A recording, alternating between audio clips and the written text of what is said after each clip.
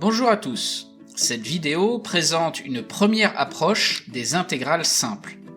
Remarquons tout d'abord qu'une intégrale simple, c'est une intégrale du genre intégrale de a à b de f de x dx, c'est-à-dire que f est une fonction d'une variable et on intègre sur ab qui est un intervalle de l'ensemble des réels. Il ne faut pas confondre avec les intégrales doubles, qui sont donc des intégrales d'une fonction f de deux variables x et y sur un domaine D qui est un domaine du plan. Donc ça peut être l'intérieur d'un rectangle ou l'intérieur d'un cercle ou ce genre de choses. Et il y a aussi les intégrales triples qui sont donc des intégrales sur des fonctions de trois variables avec les variables qui sont x, y et z, et on intègre sur un domaine oméga qui est dans l'espace. C'est-à-dire que ça peut être l'intérieur d'un cube, ou l'intérieur d'un cylindre, ou l'intérieur d'une sphère, etc. Et donc, quand on a affaire à des intégrales simples, doubles ou triples, on parle d'intégrales multiples. Donc ici, notre vidéo du jour, elle ne concerne que les intégrales simples, et donc on appelle simple, on dit simple parce que c'est une seule variable. Donc ça n'a rien à voir avec le fait que les calculs de ces intégrales-là vont être simples ou pas.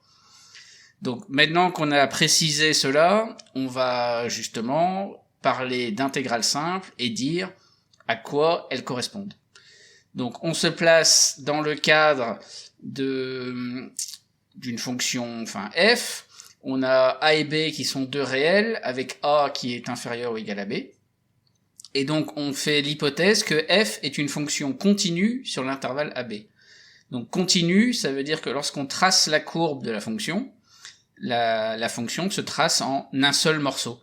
Il n'y a pas besoin de lever le crayon à un moment pour aller faire un deuxième morceau. Donc voilà la façon de traduire la notion de continuité sur le tracé d'une courbe. Et on va supposer pour commencer que la fonction f, elle est positive ou nulle sur l'intervalle AB. Donc du coup ici, ça veut dire que la courbe, elle est au-dessus de l'axe des abscisses. Donc dans ce cadre-là, l'intégrale de AB de f de x dx, c'est en fait, par définition, l'aire sous la courbe. C'est-à-dire l'aire qui a sous la courbe, au-dessus de l'axe des abscisses, et qui est coincée entre les droites verticales qui sont là, qui passent en A, et celles là, ici qui passent en B. Et donc tout l'enjeu, c'est d'être capable de calculer l'intégrale de AB de f de x dx, donc c'est de calculer l'aire qu'il y a ici en bleu.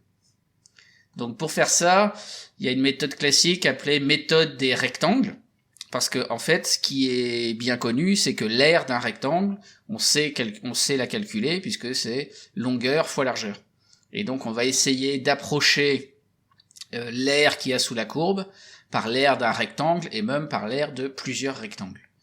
Donc pour faire ça, on va découper l'intervalle AB en n intervalles de même longueur.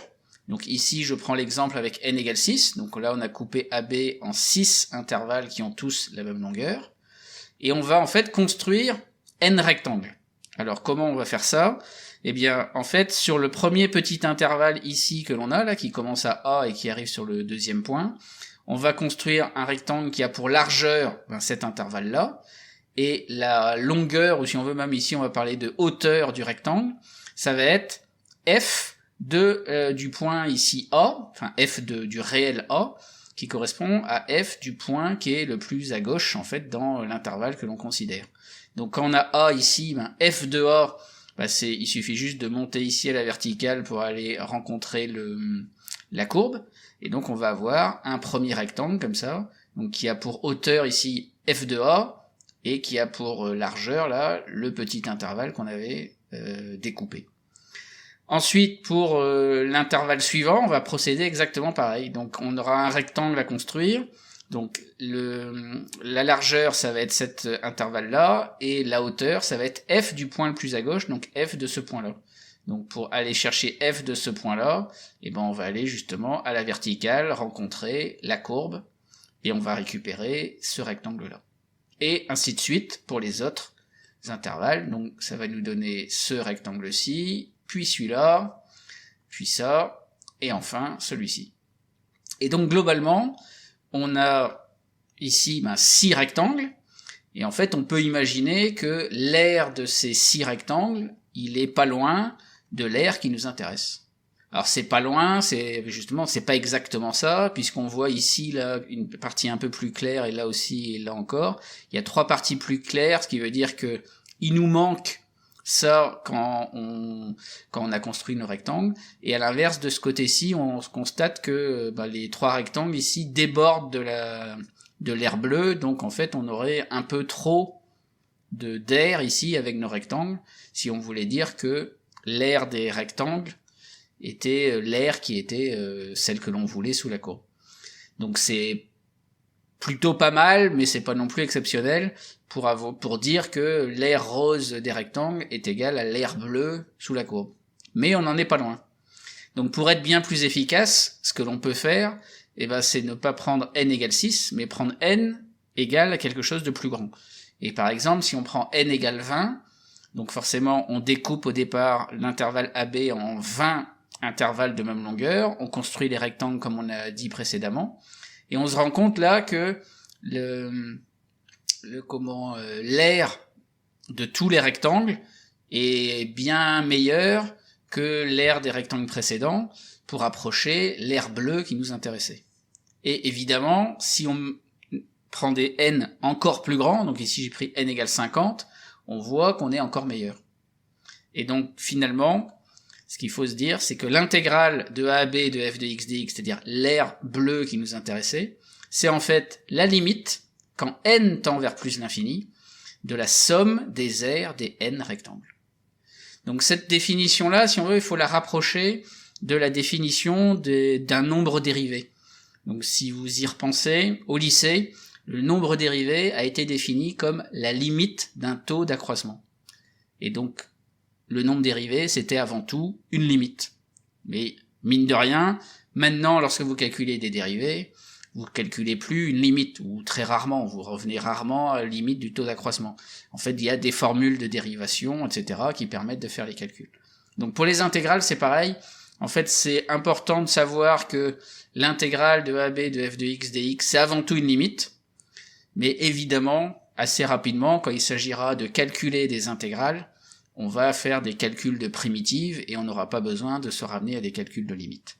Et en fait, s'il y a cette définition-là d'intégrale simple comme une limite de somme des aires des rectangles, c'est pour aussi préparer le terrain sur la définition des intégrales doubles et des intégrales triples.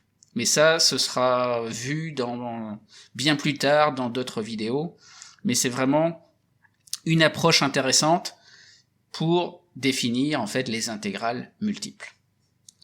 Donc maintenant, si on revient vraiment aux intégrales simples, on se rend compte qu'il y a quand même une notation qui est particulière, qui est intégrale de AB de f de x dx. En fait, on peut vraiment la comprendre avec cette histoire de construction de rectangles et d'approche de l'aire sous la courbe comme l'aire de rectangle. Donc précisément, si on prend un x entre a et b, eh bien, on va pouvoir imaginer que x varie d'une toute petite valeur et qu'on va appeler dx. Donc dans ce cas-là, ici sur le dessin, si x varie de dx ici, le point qui est là, il a pour abscisse x plus dx. Et donc si on construit un rectangle comme on a fait dans la situation précédente, on peut créer un rectangle qui va avoir, donc pour largeur ici dx, entre x et x plus dx, et pour hauteur ici, f de x. Et dans ce cas-là, eh bien l'aire du rectangle qu'on trouve ici, c'est en fait f de x multiplié par dx. Et lorsqu'on a l'aire sous la courbe, eh bien en fait, c'est la somme de toutes les aires des rectangles qu'on construit comme ça, mais avec x qui varie de A jusqu'à B. Et donc on retrouve la même idée que dans le dessin précédent, et c'est vraiment l'intégrale vue comme une somme des aires de rectangle, mais ici en fait il faut voir que x, lui, varie de A jusqu'à B, donc ça veut dire que c'est une somme infinie. Donc finalement, la somme infinie, elle est marquée par le symbole intégral, le x, lui, donc varie de façon infinie de A jusqu'à B, et le f de x dx, et bien en fait c'est vraiment l'aire de chaque rectangle, qui est le rectangle obtenu pour chaque x qui est là entre A et B. Donc c'est vraiment une autre façon de voir le découpage précédent de AB en n intervalles de même longueur, mais ça permet de comprendre pourquoi on utilise cette notation-ci. Et d'ailleurs, compte tenu de cette notation-là, il faut bien comprendre que le dx qui est là, il n'est pas juste là pour la décoration. Parce que justement, comme on sait qu'il correspond que le f de x dx correspond à l'aire du rectangle précédent, c'est que entre f de x et dx, même si on note rien, il faut y voir un multiplié, puisqu'on fait la hauteur du rectangle multipliée par sa largeur. Et donc ça veut dire concrètement, quand on fait des calculs d'intégrale, par exemple intégrale de 2 à 5 de x plus 7 dx, eh bien il faut pas l'écrire comme je l'ai noté ici. Et par contre, il faut le noter, en fait, x plus 7 avec des parenthèses. Parce que, comme derrière, la notation c'est un produit, si on note comme ça x plus 7 dx sans les parenthèses, eh bien comme la multiplication est prioritaire sur l'addition, ici en écrivant x plus 7 dx, il n'y a que 7 qui est multiplié par dx. Et le x qui est là ne serait pas multiplié par dx.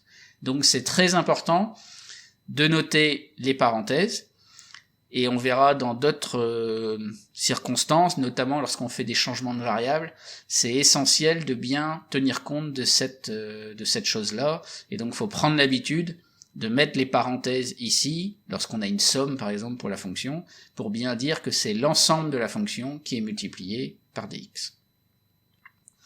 Bien, alors maintenant, on va revenir sur la définition initiale, parce que au départ, j'ai supposé que f était positive ou nulle sur l'intervalle AB. Donc lorsque la fonction n'est pas positive ou nulle, donc comme ici, là, je l'ai faite négative d'abord, puis positive après, eh bien on peut aussi définir l'intégrale de a à b de f de x dx à partir des aires sous la courbe.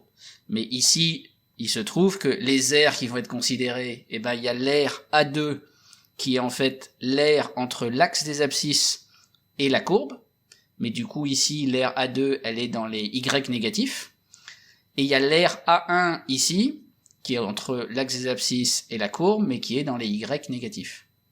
Et dans ce cas-là, en fait l'intégrale de a à b de f de x dx, c'est simplement l'aire A1 moins l'aire A2. Et voilà, cela termine cette première présentation des intégrales simples. Je vous invite maintenant à visionner la prochaine vidéo dans laquelle on fera le lien entre intégrale et primitive.